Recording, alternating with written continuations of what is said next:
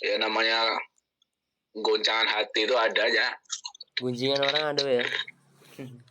Kalau bang, kalau kita dapat bagus masjid, anak madrasah masuk, kita kunci dulu supaya nggak ribut, nggak bisa main di masjid. Nanti asal kita buka baru kegiatan sholat. Wah, omongan orang sampai mana-mana. Masjid pribadi dikunci lah. Masa orang macam-macam lah.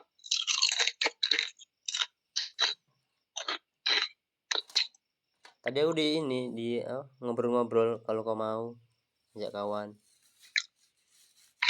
Dari kawan. Suruh nyari kawan berdua. Suruh berdua. Berdua 2 juta lah, 1 juta baru ringan. Kalau cuma juta 500 berdua 7,5 ya. 25.000 ngepel 2 kali, belum lagi beres-beres luar itu. Sebenarnya kalau tanggung jawab aku marbot dulu sampai pagar dalam itu, pagar yang di luar itu masuk dalam itu semua tanggung jawab marbot. Kalau zaman aku dulu sawang sebulan kali dibersihin, sampah-sampahnya sekitar halaman masjid, rumput. Terus tengok itu paret-paret yang di luar tuh, paret-paret yang di cor-coran pelataran tuh, sampai nggak usah ngalir. Di jalur paret penuh dengan tanah, nggak dibersihkan. Kalau zaman aku dulu, masya Allah, ngalir lancar semua. Kayak tuh jembatan paret yang kecil yang mau ke parkiran tuh, nggak pernah dibersihin. Mula air nggak bisa keluar, sampah, ya Allah. Sudah nggak nyaman lagi lah. Zaman aku dulu cuma 800 dulu. Anakku dulu belum mondok, semua terlibatkan. Pagi mau belum makan sekolah, habis isrok langsung ngepel semua, bantuin. Nanti sore anak istri semua kompak dikerahkan semua supaya maksimal. Emang harus, itu aja masih aja orang lemahnya. Emang harus orang dekat itu ya ini. Pantau terus. Nah, maksudnya rumahnya agak dekat masjid. Ya, kadang udah kita pel kan, orang datang, kita mau ke WC apa gitu, udah dak-dik tuh hati lu. Jangan nanti sepatunya dipakai, jangan-jangan sandalnya pakai, baru dipel, tapi itu gak pernah nyaman, Ham. Ya kita nampak terus di mata kan, kita habis ngepel, pulang ke rumah, nengok di belakang, ada orang datang, laki bini atau anak muda, wah ini, jangan-jangan kalau nggak kita tengok, kita ada penasaran nih, perasaan buru, jangan-jangan sepatu pakai. Begitu orangnya pergi, kita tengok bener sepatu dipakai, kadang ya Allah, tepak-tepak sepatu di tempat arah masuk WC, padahal habis dipel. Ya kadang kita habis itu kadang kita intai sekali lagi, datang, wah dikejar nih, aku kejar. Sampai kayak gitu. Ya niat kita kan itu tadi, kita udah bersihin, malah orang ngotorin. Kok udah sama-sama ngerti enak, orang itu gak ngerti, kadang orang pendatang. Belum lagi zaman rombongan kau dua anak sekolah, wah sudah acau pokoknya. Dulu aku lupa sepatu. Belum ngomong ya. Tegar tuh lah yang ini. Tegar sama. Dia pernah cerita tuh mau diajak ribut sama orang penjago katanya. Langsung aku udah lagi aku. Sama si Pitu kan? Yo itu Reja.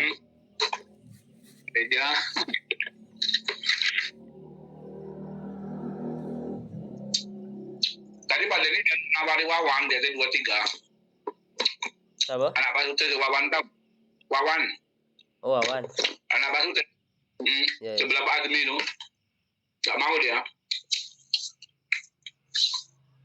Tanggung jawabnya itu, kalau kerjanya gak begitulah kalau dikerjain. Cuman tanggung jawabnya nanti udah ada apa-apa itu omongan orang. Apalagi Jumatan, wah katanya lantainya bau amis lah, tai cecak kering gak bersih kan, omongan orang tuh. Harusnya apalagi kalau kapan kalau kau kapan waktu kau habis subuh udah berangkat kerja, kalau pas lagi mana Pak Adi? Iya itulah aku mikirnya gak bisa gue. Tadi aku bilang kalau pagi gak bisa. Nah, itu pagi kalau nggak dibersihin nanti juhur asar ya kayak mana kotornya, kayak pas sapi ya. Minimal habis isrok, habis subuh dibersihin, nanti untuk menyambut sholat zuhur biar bersih, biar nyaman orang sholat. Kalau enggak ya kayak sudah-sudah inilah. Emang harusnya kerjanya nggak ada yang lain, harus fokus itu. Iyalah kayak orang masjid Darul Hijrah itu anak muda itu kan itu aja lagi kerjaan dia. Kita berangkat kerja pagi, kita pulang jam 10 belum balik dia di masjid bersih-bersihin. Memang maksimal nian dia. Iya. Padahal cuma sudah setengah, cuma kok kerjaan dia. Gak tahu dia ikhlas nian mungkin gak ada kerja lain paling. Ya duit setengah loh. Bujangan zaman sekarang beli pakai 100.000. Belum makannya. Nah, ya bola alam lah. Gak tahu kalau mungkin ditambah-tambah sama Munjalil lewat belakang mungkin. Kalau Mungkin itu sudah setengah memang mungkin ditambah. honornya. Mungkin ditambah. Mungkin ditambah. Mungkin, tapi pribadi Pak Mujalil paling. Kalau enggak ya kasihan lah. Kalau pagi itu kita berangkat kerja, sudah ada di situ. Jam-jam 7 berangkat kerja mau ke Kapling, sudah ada. Kita pulang tengah 10 jam 10, belum balik dia motor itu. Memang kata orang sana memang bersinian. Kaca sampai kinclong nih yang kacanya, tembus pandang saking bersihnya. Kipas, tempat kita juga tuh. Kaca sudah, aduh, warnanya. Kaca atas tuh, tengok kaca yang atas tuh. Gak pernah disentuh dengan lap. Sawang-sawangnya sekarang sudah mulai nangis, sawang di atas sudah mulai kotor lagi. Mungkin kalau anggarannya dinaikin, ada yang mau enggak? Ya dinaikin juga ya 2 juta, tapi ya gimana kalau menekan 2 juta ya marbot ya terlalu besar nian lah kalau 2 juta. Memang harus orang ikhlas nian jadi marbot masjid itu. Memang ikhlas nian, nominal yang ada itu disyukuri memang. Yang kalau masalah kerjaan pokoknya kita nggak hanya ngandalkan kerjaan yang kita kerjakan sehari 2 kali itu, pokoknya ya kosong waktu apa aja dibersihin. Memang harus ikhlas nih, memang niatnya untuk rumah Allah. Kalau nominal itu hanya untuk nganu aja lah, untuk tambah-tambahan, ngilangkan rasa capek. Kalau cuman mutlak kerjaan itu tuh ya emang ya namanya masjid, kadang-kadang kita tanggung jawabnya pagi sore ya dibebani. Ya di luar itu kadang-kadang nggak mesti cecak kadang berserak di mana-mana. Ya selama ini kita belum pernah kan yang marbot yang ada ini datang lebih awal ngambil teh cecah pakai tisu, gak pernah. Ya kita jemaah masjid lah lebih awal yang tahu. Jadi repot emang. Tapi kalau berdua mungkin ya agak ringan. Tapi ya duit segitu dibagi kalau mau nunggu sebulan 7,5 dulu kan rombongan Ivan dulu. Aku tawarin kan zaman aku lepas. Tawari anak-anak muda, anak sekolah, Ivan sama anak Pak Rian anak Pak Ali kan, itu 10. Bertahan sebulan toh. Ngapa Pan? Capek li kan. Capek li berdua pula orang itu pagi sore berdua kan ngepel. Capek li kan. Capek lah. Capek namanya kerja. Ya kan ngepelnya enggak sedikit, semuanya dipel. Semua masjid luar dalam, tangga-tangga, belum MCKWC-nya, dua kamar, ya kan? Belum lagi halaman luar kok nampak kotor. Gak mungkin lah kalau kita marbot, namanya marbot kan intinya marbot itu petugas kebersihan. Yeah. Marbot, maknanya kan tugas kebersihan masjid. Ya kenapa di luar banyak sampah atau kotoran. Kadang anak-anak itu kan jajan, maghrib itu dibuang, berserakan nggak dimasukin tong sampah. Ya kalau kita marbot yang sensitif kan kita besar isi, bikin lagi, apalagi pas hari-hari besar, hamdo nangis kita. Kalau pas hari-hari besar kayak acara kayak kemarin di Susaban, acara maulid di masjid, waduh berserakan kayak gitu, ya, dan kita sudah dibayangin besok, kayak apa kotornya nih.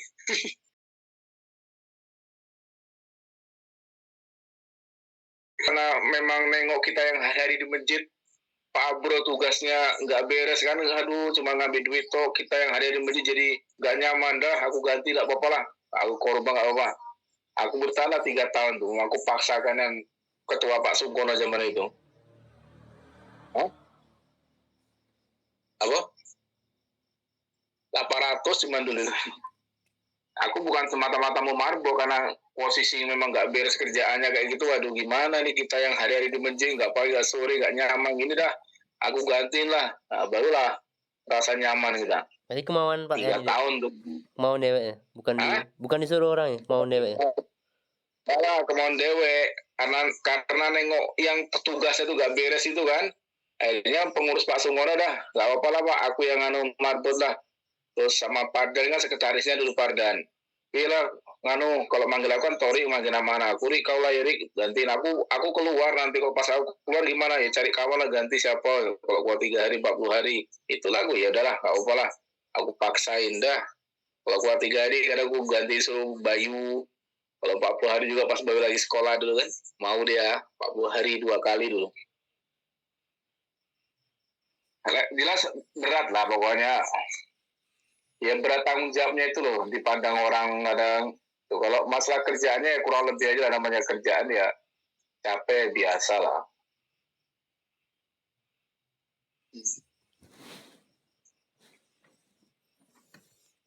Besok 3 hari, insya Allah. Insya Allah. Siap lah sore besok ya. Aku belum bilang pula nih. Alah nggak usah ngomong, langsung di WA aja, di Nggak. WA di chat aja nanti kan di bawah. Assalamualaikum Mas, aku lagi 3 hari Mas di dekat Jambi Parades, ya, gitu aja, biar agak ketren dikit kan. Sekalinya Acara di dekat Jambi Parades. kali dapat hidayah, wih aku ikut woi. Allah kuasa loh. Allah kuasa, orang semua butuh agama sebenarnya. Kalau orang tuh paham, semua manusia itu butuh agama, butuh belajar agama supaya memahami Islam. Cuma karena kesungguhan pribadi orang Islam sendiri gak ada ya, berat hidayah mau masuk. Hidayah kan diusahakan, bukan hidayah itu kita nunggu datang, enggak. Kalau kita ada usaha, ada keinginan tolap, ingin belajar, ingin mau baik, insya Allah bukakan. Kalau orang hatinya nggak ada ingin mau belajar, mau ingin tahu, mau ingin mendalami Islam ya dari dulu ya gitu-gitu aja. Tapi kalau ada rasa tolap, keinginan belajar, keinginan tahu, insya Allah hidayah cepat datang. Jadi hidayah itu bukan datang kita nunggu, enggak. Kita pribadi mah ada usaha seperti rezeki lah. Kita nunggu aja ya berat mau datang. Tapi kalau kita betul-betul ada usaha gerak, minimal kita mau cari-cari informasi, insya Allah ada aja kemudian sumber rezeki untuk kerjaan. Tapi kalau kita duduk manis aja ya berat usaha. Sama dengan kita hidayah. Apa? Insya Allah. Ya sama dengan hidayah, kita mau hati itu memang sudah ada keinginan mau baik, hati ingin mau tahu dengan apa itu Islam, insya Allah hidayah cepat datang. Allah kirim nanti hidayah tuh, Allah tanamkan rasa tenang, sehingga Allah berikan jalan kemudahan untuk mendapat petunjuk. Tapi dari hati kita. Tapi kalau hati kita memang istilahnya hati orang itu tertutup untuk mencari kebenaran ya dari dulu ya gitu-gitu aja Islam. Tahu aku Islam kayak ginilah dari dulu ya. Malam Jumat yasinan, Jumatan kalau sempat, sholat juga sama. Kalau ada waktu sholat enggak ya sudah katanya. Itulah Islam dulu, Islam aku dulu nih. Perasaanku Islam kayak gitulah dulu orang tuaku, nenek moyang aku dulu. Nah, itu kan nggak ada Islam yang diusahakan. Kalau Islam diusahakan sesuai dengan syarat sunnah Nabi, oh, kita belajar lagi terus sampai tiada lagi. Setelah innalillahi baru selesai semua. Baru tinggal tinggal menyaksikan kesaksian amal kita selama hidup. Hari penghakiman. Baik, nah, di mahkamah Allah baru ada persidangan. Orangnya sebanyak apa bang ya?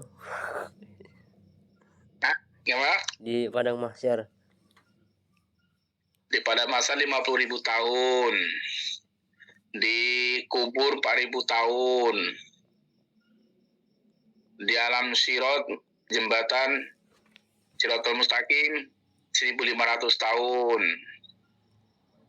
Itulah nanti di alam lamanya kayak di dunia enggak seharinya? Satu hari di akhirat 1.000 tahun di dunia. Wa inna yauman inda rabbika kalfasati mimma ta'udun. Satu hari di akhirat 1.000 tahun di dunia. Jadi kalau kita umurnya ini 67 tahun di dunia ini sama dengan 2,5 detik aja di akhirat usia kita nih. 2,5 detik. Bukan lama. Jadi waktu kita singkat di dunia ini kalau dibandingkan alam akhirat. Jadi kalau 1.500 tahun di akhirat tuh berapa ribu miliar waktu di dunia. Jadi sekarang ini hampir 1.400 tahun di dunia ini.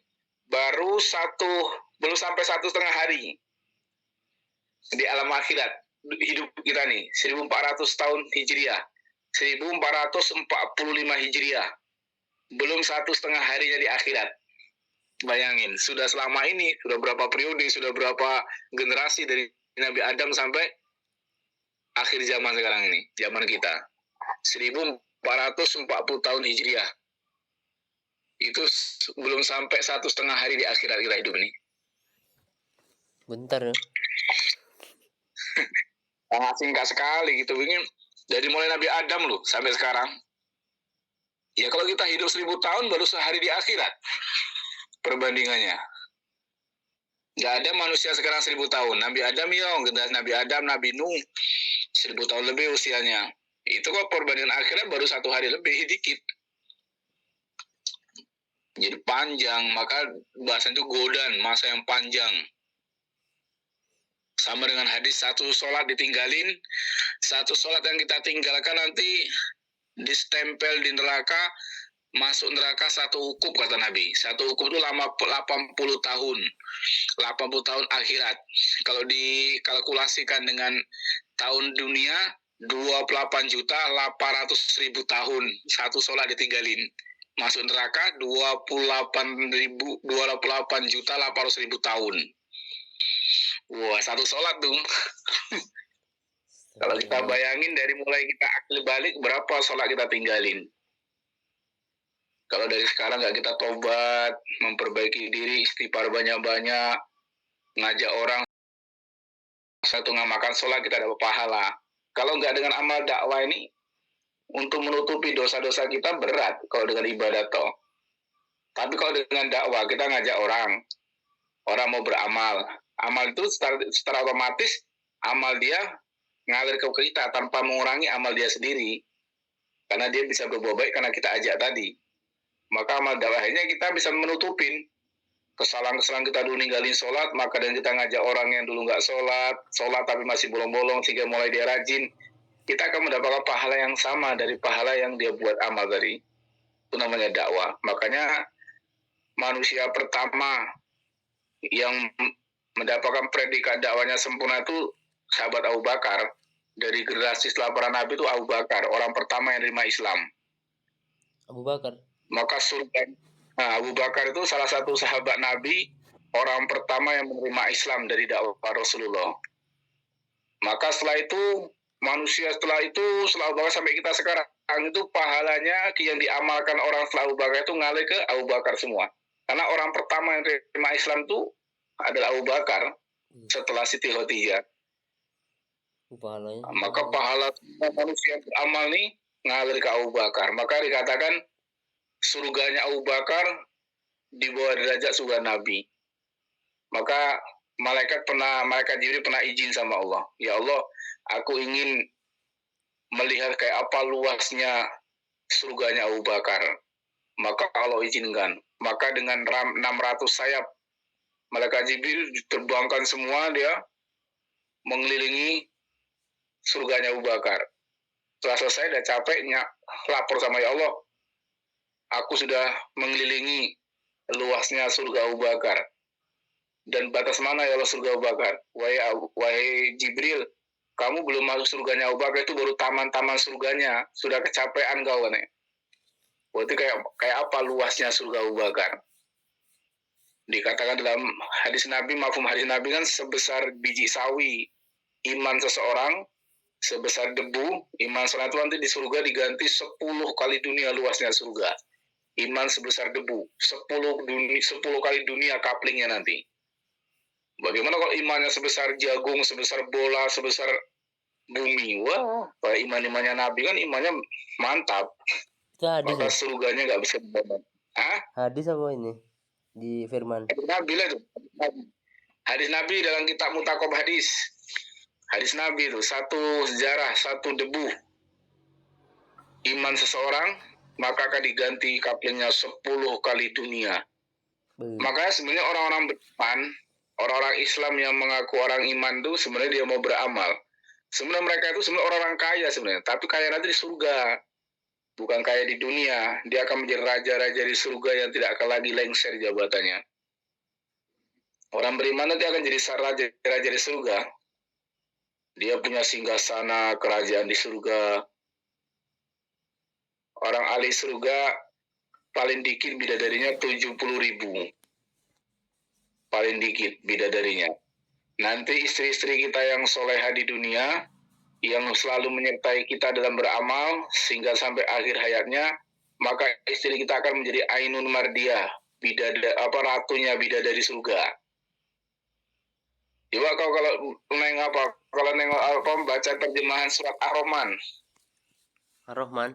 masalah ya bidadari surga itu. Jadi bidadari surga itu kalau menampakkan kelingkingnya di dunia, maka matahari redup. Saking cahayanya itu baru kelingkingnya, belum orangnya. Bagaimana cantiknya bidadari surga nih. Ludahnya aja masuk ke laut, semua lautan yang asin jadi manis. Bayangkan ludahnya bisa menjadikan manisnya air asin di laut. Kayak mana orangnya cantiknya. Itu masih baru bidadari. Nanti ratunya bidadari, istri-istri wanita soleha di dunia. Wanita yang di dunia, istri seorang laki-laki yang soleh, maka nanti akan menjadi ratu Ainun Mardiyah, ratu-ratunya surga. Yang kaleng-kaleng itu kalau nggak dikaji, nggak dihayati, nggak dibacakan hadis-hadis tentang surga gitu ya, orang nggak termotivasi. Yang dipandang seorang kan cerita kapling, harga sawit. Nah itu aja bayangannya. Di akhirat ada sawit enggak? Karena jarang. Di akhirat ada sawit. Gimana? Ada sawit enggak? Nggak perlu ada sawit lagi lah. Mau apa minta datang hati itu semua sudah tertunaikan. Semua isi hati apa keinginan ahli surga, maka Allah akan berikan cash. Gak usah ngomong, dalam hati masih terdetak. Ya Allah, dalam hati harapan ingin burung panggang, ingin ayam panggang, ingin unta panggang, langsung cash. Gak usah diomong, di hati aja Allah maha tahu isi hati hamba ahli surga, maka langsung Allah penuhi. Maka di nganuham, jadi kalau manusia orang beriman di dunia beramal agama sungguh-sungguh, istilahnya melayani agama Allah sepenuh hati, dia membantu agama Allah, nanti diganti di akhirat. Nanti Allah yang bantu dia. Jadi kalau manusia di dunia ini membantu berkembangnya agama Allah, mau beramal, ya kan, membuat kebaikan-kebaikan di muka bumi, istilahnya dia mengabdi diri sepenuhnya dengan Allah, nanti di akhirat dibalas di surga, Allah akan melayani dia. Apa maumu aku akan beri, kata Allah. Maka Allah melayani. Semua permintaan kamu aku penuhi semua di surga. Tapi syaratnya di dunia kamu harus memenuhi janjiku, kata Allah. Nah, maka orang beriman itu memang di dunia ini memang susah payah untuk menjalankan perintah Allah. Dengan penuh perjuangan, capek-capek, untuk kebaikan, beramal, nanti di akhirat diganti. Allah yang akan melayani, aku akan melayani kamu, kata Allah. Memang harus susah-susah orang beriman. Bersusah-susah dahulu. Ya walaupun ya susah-susah dahulu, nanti senangnya kemudian. Ya sekalipun kalau orang beriman itu memenuhi janji Allah sepenuhnya, walaupun dia orang beriman, orang Islam kaya, dia merasa kaya itu titipan, maka dia berbagi. Di balik kekayaan dia ada zakat wajib, ada zakat sunnah namanya sedekah, ada untuk infak, baik fakir, miskin, bangun madrasah, bangun masjid, bangun pesantren, dia membantu. Jadi bukan merasa dia itu walaupun dia kaya bukan berarti milik dia, maka berbagi. Ada lagi harta, berbagi lagi. Jadi harta cuma lewat aja sebenarnya. Orang yang miskin dia akan mendapat pemberian dari orang yang kaya. Orang yang miskin bersabar, dia akan lebih awal mau surga 500 tahun daripada orang kaya. Orang yang kaya taat, orang miskin yang taat, maka di surga nanti lebih awal orang miskin masuk surga. Orang kaya di belakang dulu. Nah, jadi ada nilai tersendiri, bukan orang miskin dunia itu orang beriman tuh Allah susahkan, enggak, untuk menguji dengan kemiskinan dia masih tetap taat.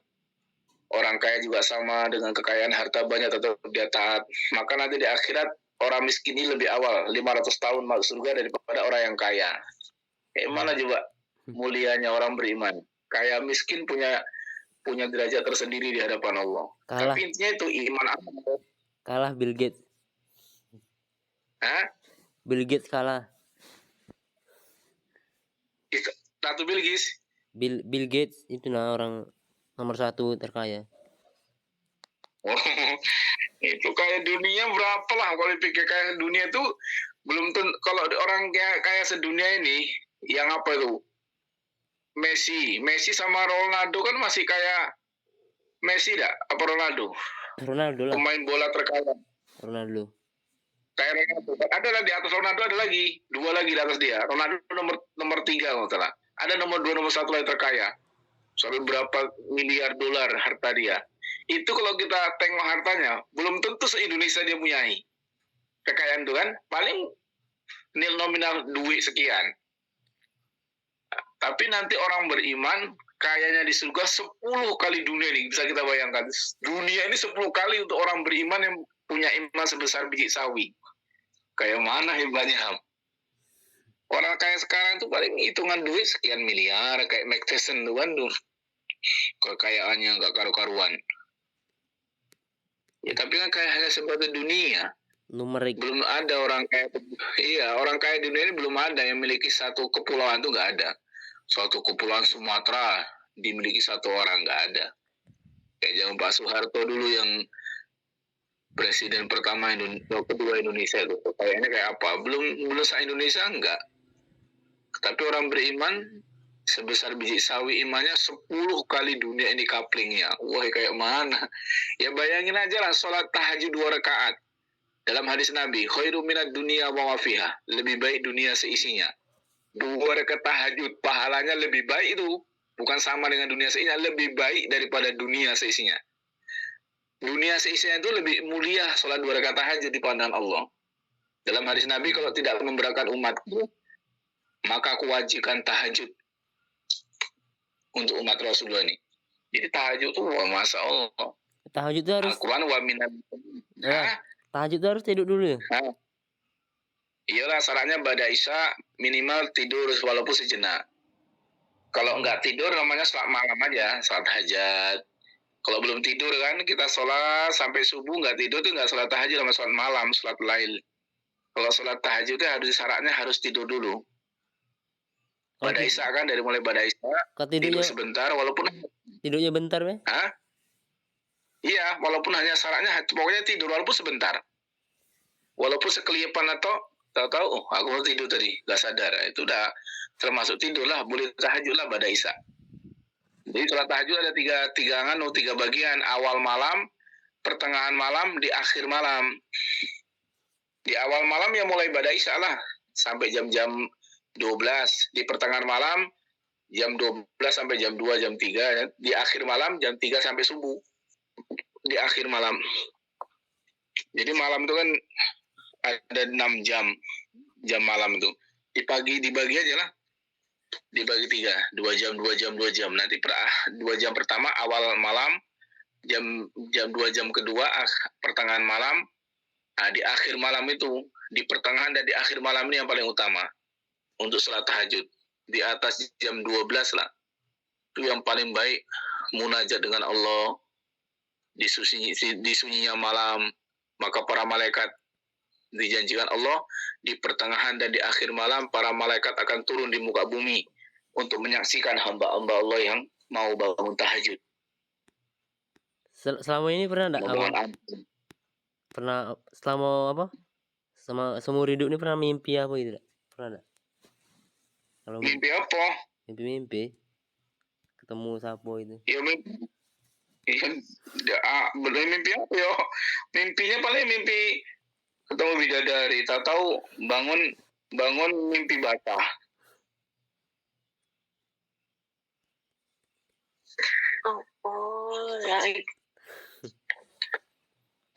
Mimpi bidadari lah kalau pas bujangan dulu iyalah. Aku belum pernah. Kalau makom kita, belum pernah aku. Maka tahajud. Kalau tahajud lagi nanti dimimpikan cewek cantik kau nanti. Baru ketahuan kau. Langsung mimpi basah lah. Ya kau kadang tahajud boro-boro. Subuh aja kalau di rumah gak mesti bangun kadang. Maka dilatih dari sekarang lah. Bangun tahajud. Jangan di rumah salatnya. Ya kalau sudah tahajud dijaga, kalau menurut syariatnya, pokoknya 5 waktu tuh target harus berjamaah dimanapun berada, kecuali kita dalam keadaan uzur, sakit, atau hujan deras, atau ada rasa takut mungkin kalau berjalan ada binatang buas yang membahayakan, itu uzurnya. Kalau selain nggak ada uzur itu ya sholat 5 waktu, Nabi menekankan berjamaah karena Nabi sendiri seumur hidupnya tidak pernah meninggalkan sholat 5 waktu yang wajib kecuali Nabi berjamaah sehingga sampai akhir hayatnya. Waktu Nabi mau meninggal sakit Nabi, maka mau wudhu aja Nabi nggak bisa. Maka dipapa sahabat Ali menantunya dan pamannya Abbas. Dipapa dengan 2 orang didatangkan tempat wudhu. Setelah wudhu dipapa lagi di masjid sehingga sampai di shop pertama. Maka Nabi menyerahkan imam kepada sahabat Abu Bakar. Maka Nabi jadi makmum. Nah, seorang Nabi, selamanya Nabi kalau sholat jadi imam. Tapi dalam keadaan Nabi sakit, tetap berangkat ke masjid. Tapi dia nggak sanggup untuk berdiri sempurna, maka Abu Bakar jadi imam. Saking pentingnya sholat berjamaah. Sama dengan sahabat Umar, Khalifah. Mau meninggal, sahabat Umar itu ditikam sama orang kafir. Ya kan? Sehingga dengan luka tikaman tadi terus mengeluarkan darah. Tapi setiap jam waktu panggilan azan sholat, tetap Umar langsung bergegas sholat berjamaah, menyeru panggilan. Tidak ada kemuliaan kecuali menyambut seruan panggilan Allah katanya. Jadi kalau sekarang ada ulama mengeluarkan dalil hukum fikih sholat 5 waktu berjamaah itu hukumnya fardu kifayah. Itu emang ada. Nganu keterangan ilmu fikihnya, kajian-kajian ulama akhir ini. Ya, ada. Jadi sholat berjamaah itu hukumnya fardu kifayah. Kalau 1-2 orang yang sudah sholat berjamaah sudah terpenuhi kewajibannya. Seperti fardu kifayah sholat ngurus jenazah. Sudah ada yang ngurus berapa orang, sudah terpenuhi semua kewajiban satu kampung. Kan gitu hukum fardu kifayah kan? Kalau beberapa orang sudah mengamalkan maka semua gugur kewajibannya. Fardu kifayah kan kayak gitu kan? Iya. Hukum fardu kifayah seperti ngurus jenazah. Nah, cuman itu jangan diputus sebatas itu keterangan fikih. Jadi ibaratnya kalau kita ngurus jenazah, yang meninggal 1 orang ham. Kalau yang ngurus 5 orang cukup nggak kira-kira? Enggak lah. 1 aja yang meninggal. Cukup nggak? Mandiin, nyolatin, terus ngafani cukup lah. Kalau cuma 1 orang meninggal kan? 5 orang kan udah banyak. 1 orang yang meninggal cuman. Tapi banyak Ya kan mandi. Banyak rame lah kalau di sini. Enggak maksudnya itu loh, untuk menggugurkan kewajiban tadi namanya fardu kifayah. Seandainya itu 1, kalau diurus 5 orang cukup enggak? Cukup. Berarti kan sudah tergugur semua kewajibannya kan? Udah gugur. Nah, gugur semua kewajiban orang kampung. Dari 1 kampung kita ini Sumberagung, ada 1 orang meninggal diurus 5 orang, sudah selesai. Gugur semua kewajiban orang desa Sumberagung, kewajiban fardu kifayah. Jadi nggak dosa. Tapi kalau 1 orang meninggal nggak diurus, dosa semua kan? Iya, bareng kena dosa semua, dosa berjamaah. Maka dengan 1 orang meninggal, 5 orang yang mengurus selesai kewajiban. Nah, cuman dibalik, nah ini kalau seandainya meninggal sampai 100 orang, terus kira-kira yang ngurus 5 orang, cukup nggak kira-kira? Wih, tidak cukup, nih lah. Nah, jadi bangkai lah yang lain kan? Iya. Nggak terurus. Nggak jadi bangkai akhirnya kan? 1 orang meninggal, kapasitasnya 5 orang baru bisa cukup. Ini 100 orang meninggal dipaksain cuma 5 orang yang ngurus. Wah, yang sekian puluh orang jadi bangkai lah, nggak terkubur semua. Dosa semua lah akhirnya kan? Iya. Nah, itu ibarat fardu kifayah. Seperti sekarang nih. Orang desa Sumberagung sekian banyaknya orang, 2.000 lebih. Ya kan, masjid Nurul Huda kita ini untuk isi penuh bisa 500 orang. Sementara yang sholat cuman 1 shop, 2 shop. Gugur gak kewajiban yang lain tuh dengan kewajiban fardu kifayah sholat berjamaah? Masjid seluas itu kapasitas 500 orang, yang ngisi cuma 30 orang. Enggak tergugur kewajibannya kan? Apalagi orang sebanyak ini. Belum lagi hadis Nabi, orang yang mendengar kumandang azan, dia tidak memenuhi panggilanku kata Allah, maka tidak diterima sholatnya. La sholata li jironi majid illa fil majid. Tidak ada sholat bagi tetangga majid kecuali sholatnya berjamaah di masjid. Sebenarnya kalau diurut fikih itu sebenarnya nggak terhenti itu fardu kifayah. Kalau masjid sebesar itu yang isi cuma berapa orang, masa sebanyak ini yang berangkat cuma sekian orang, ya nggak sesuai lah. Hati-hati umat Islam sudah mati. Ini kalau nggak diurus, nggak ada orang yang ngajak lagi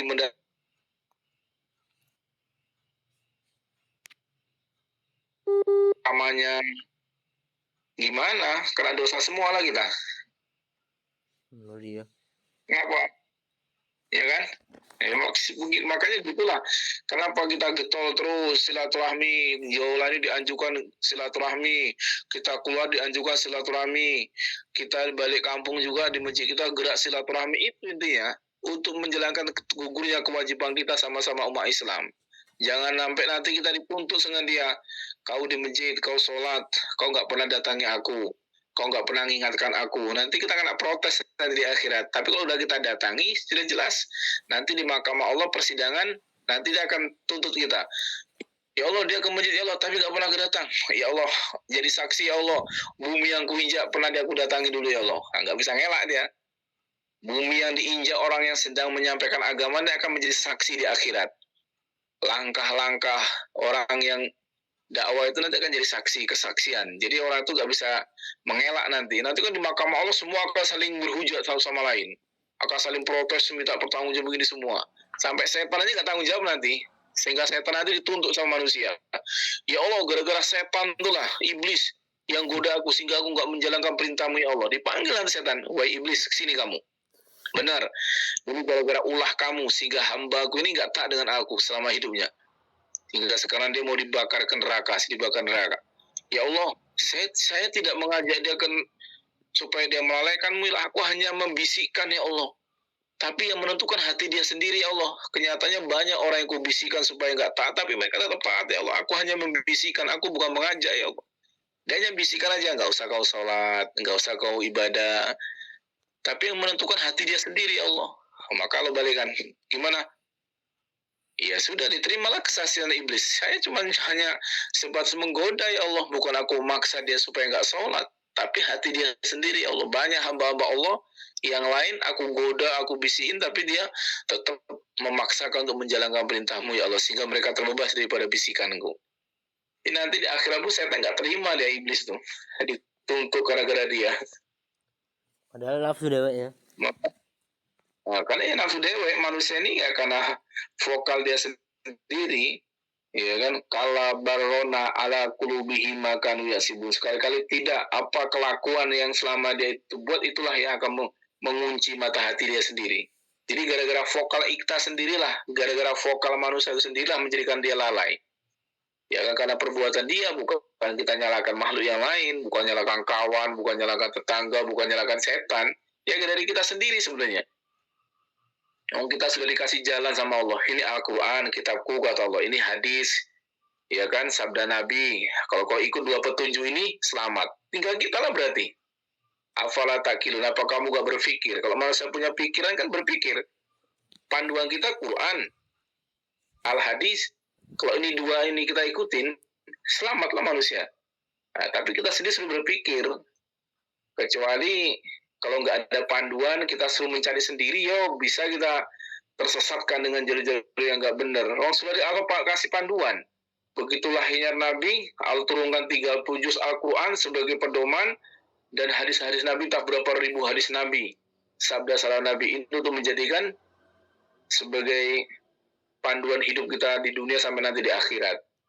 Jadi nggak bisa nanti saling protes, nggak akan bisa. Kesaksiannya sudah jelas. Ku kasih kau petunjuk, ini kitabku Al-Quran 30 juz, 6.600 ayat lebih, 6.600 ayat lebih. Ya kan, 30 juz, 100 lebih surat. Tapi lagi hadis-hadis Nabi. Tapi ilmuwan yang neliti Al-Quran tuh kan nggak beriman, terus gimana tuh? Kan diteliti tuh Al-Quran. Iya, mereka itu hanya mengambil manfaat Quran cuma hanya untuk zahirnya, bukan untuk mendalami isi hatinya. Tapi mereka mengakui bahwa semua para ilmuwan mengakui sumber semua kehidupan di dunia ini, baik semua keteknologi ada semua sumbernya di Al-Quran. Mereka mengkaji Al-Quran cuma hanya untuk mengambil sisi zahirnya saja. zahid dunianya, tidak seperti orang Islam. Orang Islam mengkaji Quran adalah untuk mengamalkan isi Quran supaya dia mau dekat dengan penciptanya itu Allah. Kalau mereka enggak, cuma hanya mengambil manfaat, ya tetap dia hanya tidak dapat pahala lah. Cuma sebatas hanya menggali Quran untuk mencari sumber dunia ini melalui Al-Quran. Baik dari teknologi, dari kejadian-kejadian alam, semua para ilmuwan mengakui semua sumbernya ada dalam Al-Quran. Tapi mereka tidak beriman dengan Quran, ya tetap nggak ada pahala apa-apa lah. Tetap dia hanya mengambil casingnya Quran toh aja. Kalau kita orang